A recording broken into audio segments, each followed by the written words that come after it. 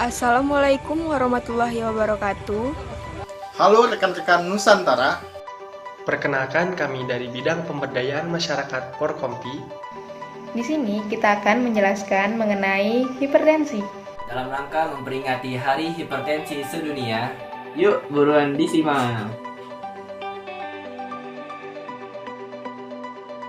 Hipertensi merupakan salah satu penyakit tidak menular, akan tetapi hal ini menjadi masalah global karena prevalensinya yang terus meningkat setiap tahunnya.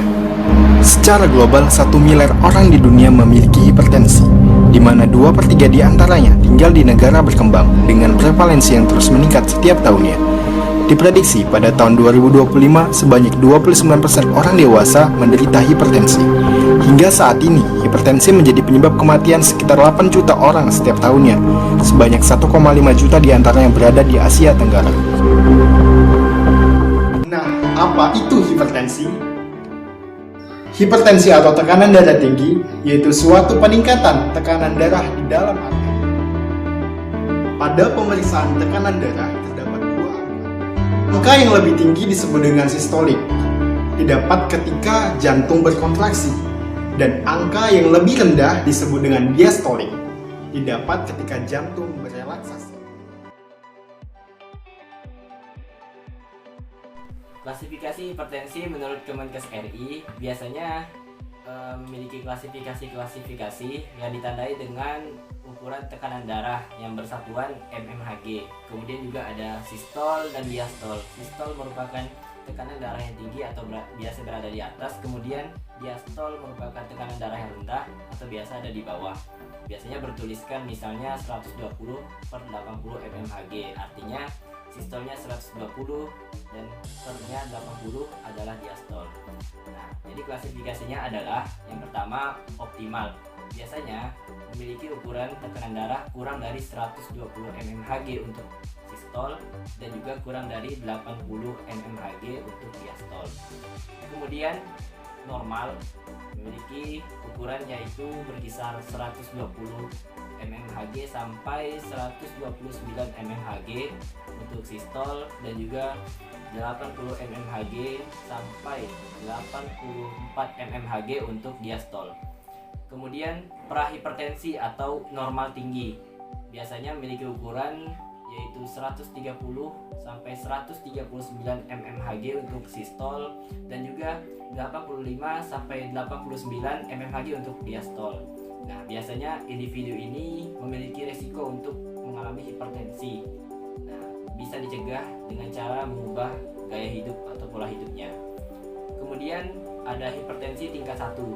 Biasanya memiliki ukuran 140 sampai 159 mmHg untuk sistol dan juga 90 sampai 99 mmHg untuk diastol. Nah, biasanya penderita sudah meminum obat atau mengkonsumsi obat mungkin hanya 1 butir saja dan juga memiliki risiko untuk kerusakan organ namun belum memiliki gejala-gejalanya.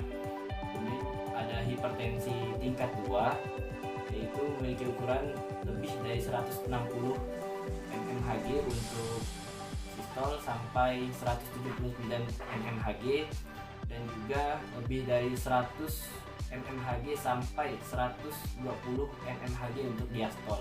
Nah, biasanya penderita ini sudah mengkonsumsi obat yang beragam, tidak hanya 1 buah, dan juga pastinya sudah mengalami kerusakan organ di dalam, namun belum memiliki gejala-gejala yang jelas. Kemudian hipertensi tingkat 3 atau hipertensi yang sudah krisis.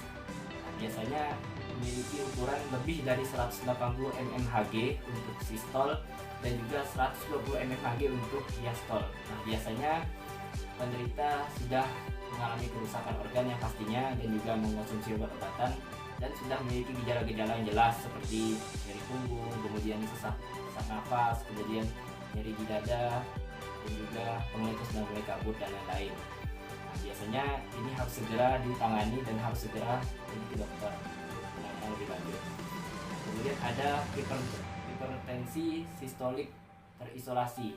Nah, ini terjadi secara tiba-tiba dan biasanya terjadi pada usia lanjut atau usia tua, biasanya berkisar umur 60 tahun. Nah, hipertensi ini terjadi yaitu ditandai dengan selisih antara sistol dan diastol yang terlalu jauh. Nah, jadi biasanya ditandai dengan ukuran sistol 140 mmHg dan diastolnya kurang dari 90 mmHg. Nah, ini menunjukkan bahwa terjadi kerusakan atau kelainan pada jantungnya dalam memompa darah, yang artinya di situ mungkin kemungkinan ada lemak sehingga tekanan darahnya berselisih sangat jauh. Nah, itu merupakan klasifikasi hipertensi. Faktor risiko hipertensi. Nah, biasanya faktor risiko hipertensi ini terjadi pada hipertensi primer, yang belum diketahui penyebab pastinya apa. Faktor-faktor risiko tersebut yang pertama ada usia. Nah, biasanya laki-laki memiliki usia 45 tahun ke atas biasanya sudah mengalami hipertensi. Kemudian perempuan pada usia 65 tahun ke atas sudah mengalami hipertensi. Kemudian yang kedua ada memiliki penyakit kronis, misalnya penyakit diabetes, kemudian penyakit ginjal, penyakit jantung, dan lain-lain. Kemudian genetik atau keturunan. Nah, ini biasanya terjadi pada masyarakat bahwa penyakit hipertensi ini keturunan. Nah, memang benar bahwa apabila Anda memiliki keluarga yang terkena hipertensi, maka kemungkinan besar atau memiliki resiko terkena hipertensi juga. Kemudian faktor-faktor lain seperti yang gaya hidup. Nah, ini bisa juga menjadi faktor risiko terkena hipertensi. Contohnya obesitas, kemudian stres, kemudian terlalu banyak mengkonsumsi garam, dan juga tidak sering beraktivitas itu menjadi faktor-faktor risiko terkena hipertensi.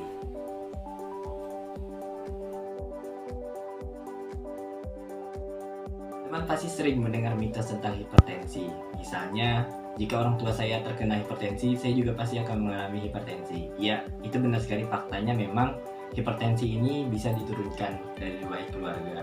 Namun, kalian dapat mencegahnya dengan menerapkan gaya hidup yang sehat sehingga bisa terhindar dari resiko terkena hipertensi. Kemudian juga yang biasa sering terdengar, saya harus menghindari olahan makanan yang mengandung garam dapur. Ya, memang benar, faktanya menghindari garam atau mengurangi garam juga dapat mencegah terjadinya hipertensi. Namun perlu diperhatikan, bukan hanya garam dapur saja yang perlu kita hindari.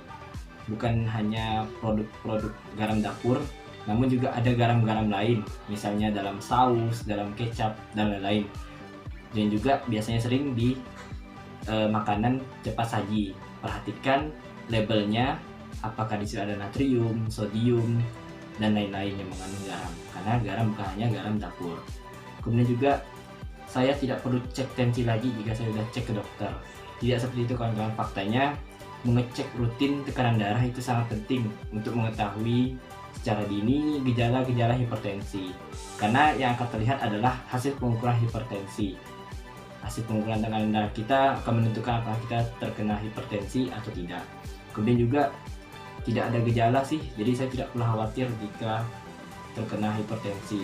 Tidak seperti itu faktanya kawan-kawan. Memang faktanya ada beberapa kasus hipertensi yang tidak memiliki gejala, namun bisa dicegah. Kawan-kawan harus sering mengecek rutin tekanan darah kawan-kawan. Jadi bukan berarti tidak memiliki gejala akan aman dari hipertensi. Tentunya bahaya hipertensi selalu menunggu kita. Ini juga meminum alkohol itu baik untuk jantung. Oh, faktanya tidak seperti itu kawan-kawan. Faktanya meminum alkohol sangat berbahaya untuk jantung dan beresiko meningkatkan tekanan darah yang akan menjadikan penyakit yang sangat berbahaya, yaitu penyakit jantung kronis, henti jantung kronis, yang akhirnya bisa menyebabkan kematian.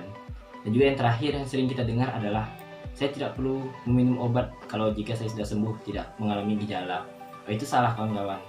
Meminum rutin obat yang sudah diberikan jika kita sudah terdiagnosa hipertensi itu sangat perlu, sangat penting, karena kita tidak tahu kapan waktunya kita akan naik tekanan darah kita, hipertensi. Maka dari itu, untuk mencegahnya kita rutin meminum obat yang sudah diresepkan oleh dokter dan juga menjaga pola hidup kita. Seperti itu. Langkah-langkah pencegahan hipertensi. Yang pertama, cek kesehatan secara rutin. Tekanan darah dapat berubah seiring berjalannya dengan aktivitas yang kalian lakukan. Jadi, alangkah baiknya jika kalian melakukan cek kesehatan rutin, terutama tekanan darah, setiap hari. Yang kedua, enyahkan asap rokok.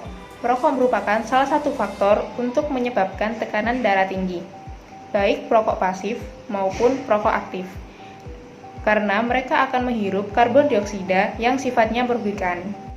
Yang ketiga, rajin aktivitas fisik.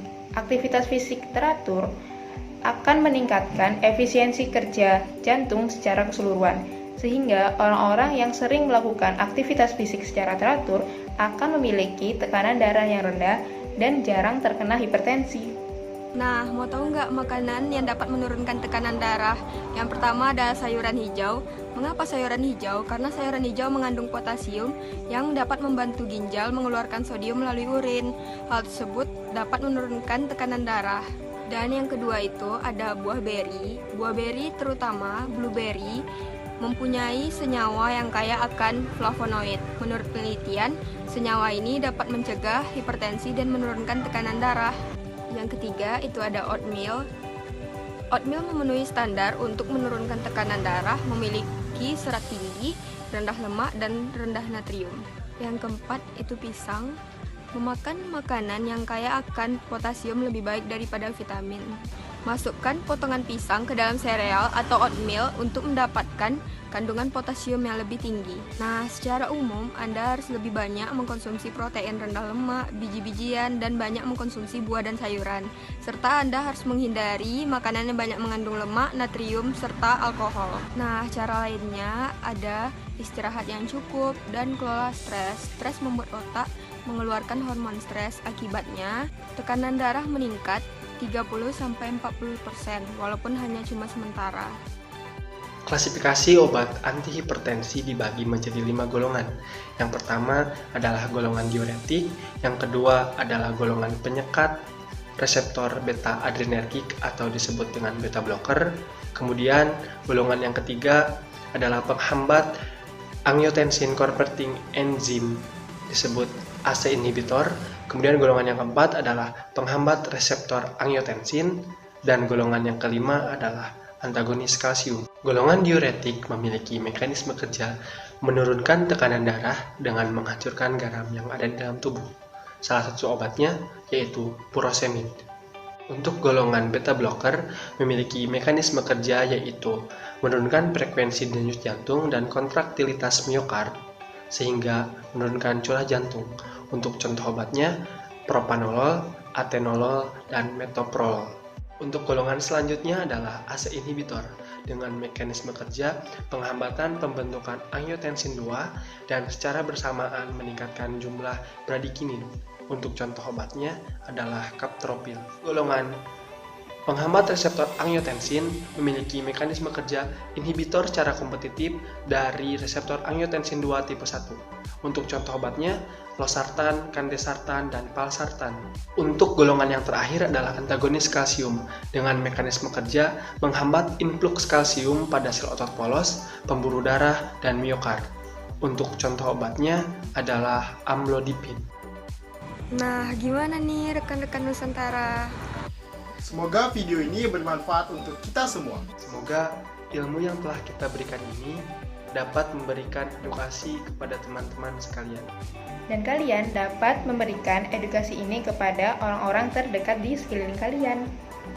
Terima kasih kepada rekan-rekan semua yang telah menonton video ini. See you next video. Ditunggu ya video-video selanjutnya. Bye. Wassalamualaikum warahmatullahi wabarakatuh.